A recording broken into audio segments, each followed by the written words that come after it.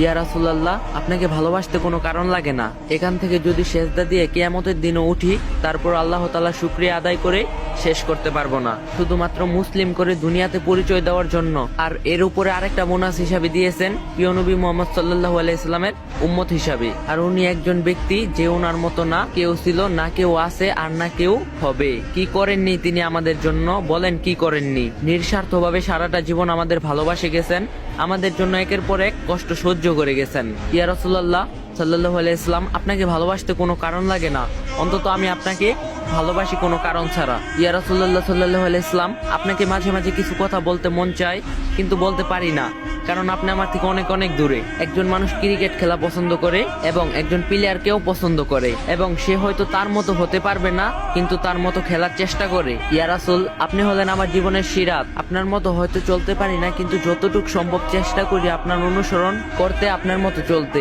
আজ থেকে 1400 বছর আগে আপনি আমাকে ভাই হিসাবে গণ্য করেছেন।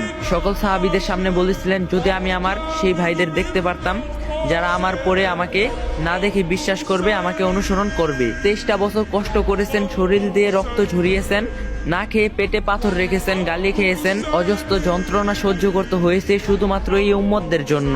আমিও সেই উম্মতের একজন, আর আপনাকে ভালোবাসতে কোনো কারণ লাগে না আমার। নিঃস্বার্থভাবে ভালোবাসে গেছেন আমাদেরকে, অজস্রভাবে পানি ঝরিয়েছেন, চোখের রাতের পর রাত নামাজি কেঁদেছেন, কখনো নিজের জন্য নয়, শুধুমাত্র আমাদের এই উম্মতদের জন্য। কাল কিয়ামতের দিন আপনি আমাদের জন্য সুপারিশ করবেন, কবরে আপনাকে দেখানো হবে, আপনি তখন হবেন একমাত্র ভরসা আল্লাহর কাছে সুপারিশ করে জান্নাতে নিয়ে যাওয়ার, যেখানে নিজের মা বাবা ভাই বোন আত্মীয় স্বজন বলবে, তুমি কে, আমি তো তোমাকে চিনি না। নিজের মা, আপন মা যে সন্তানকে এক মুহূর্ত না দেখলে পাগলের মতো হয়ে যায়, সেই মাও বলবে, আমি তোমাকে চিনি না। আমার কোনো সন্তান ছিল না, যে বাবা সারাটা জীবন শেষ করে দেয় সন্তানকে সুখে রাখতে, সে বাবা বলবে, তুমি কে, আমি চিনি না। আমার কোনো সন্তান ছিল না, তখন আপনি এসে বলবেন, তুমি আমার উম্মত, আমার সাথে চলো, তখন আপনি হবেন সকল ভরসা। তারপরও আপনাকে কেন ভালোবাসে না? আর আজ আপনার চরিত্র নিয়ে কথা বলে কাফের মুশরিকরা। কষ্ট হয় যখন কোনো মুসলিম ভাই ওদের সাপোর্ট করে, ওদের জন্য চোখের পানি ফেলে।